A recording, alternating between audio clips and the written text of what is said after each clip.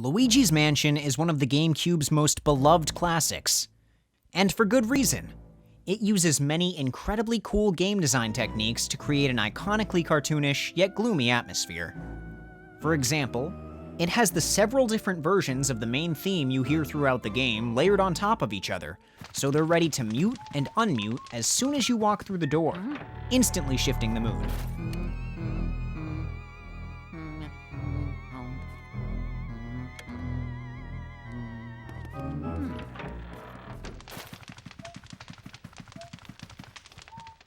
And that's cool and all, but I want to talk about dust!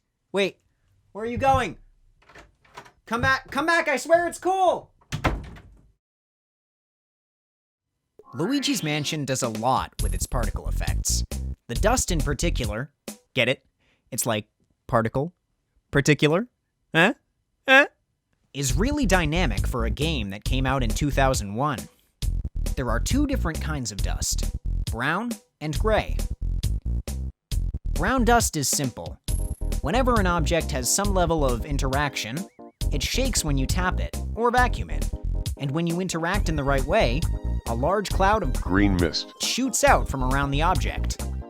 This is the game's way of telling the player that they've succeeded in a way. Sometimes money or a heart will accompany green mist as a reward.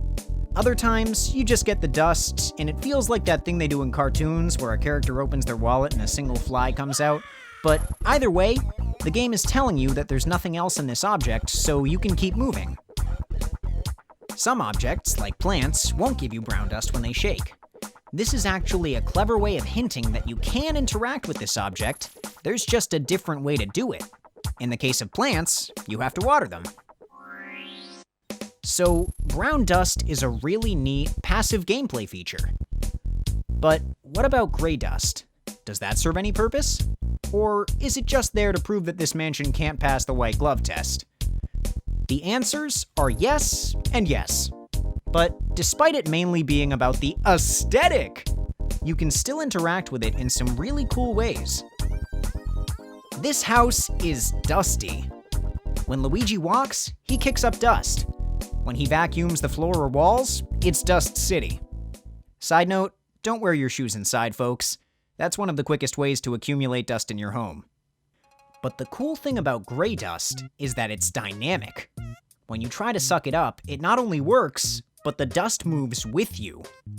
In an interview with Nintendo Power, the developers talked about how, because the GameCube hardware was still in development, they could ask for certain technical specs and the hardware team would implement them.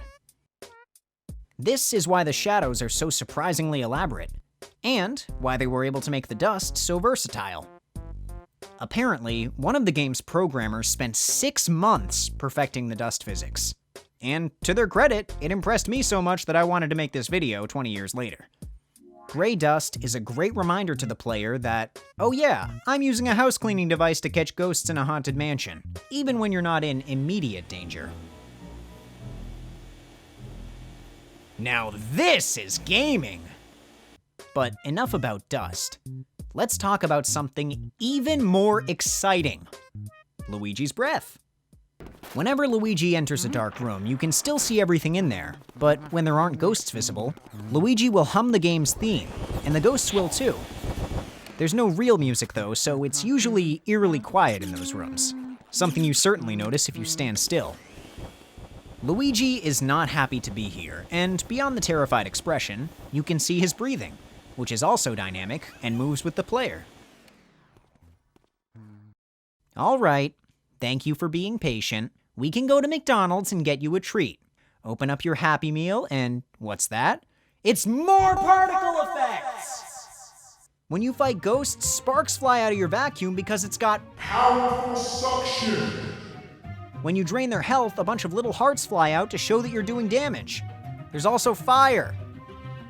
But that's boring. So while Luigi's Mansion is a dusty game, it's also a classic example of a term you hear often: Nintendo polish. It's this incredible attention to even the smallest details that make a 3-hour-long housework simulator into a game that's still beloved 2 decades later. So like, where's the Switch port, Nintendo? I know Luigi's Mansion 3 exists, but it's not the same.